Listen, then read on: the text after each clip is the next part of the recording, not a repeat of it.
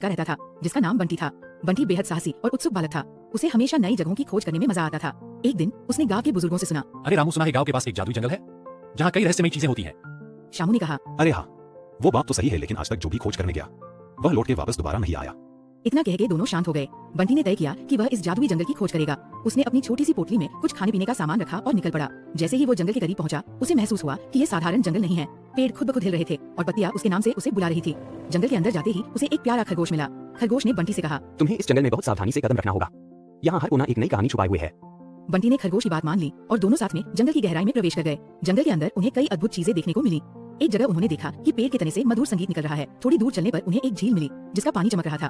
बंटी ने देखा कि झील के पास एक प्राचीन पत्थर पर कुछ लिखा हुआ है। उसने पास जाकर पढ़ा, जो भी इस पानी को छू लेगा उसके सारे सपने सच होंगे। बंटी ने झील का पानी छुआ और अचानक उसे महसूस हुआ कि वो हवा में उड़ रहा है। वो खुशी से झूम उठा, लेकिन तभी उसे याद आया कि उसे घर लौटना भी है। उसने खरगोश से विदा ली और खुशी खुशी अपने गांव लौट आया।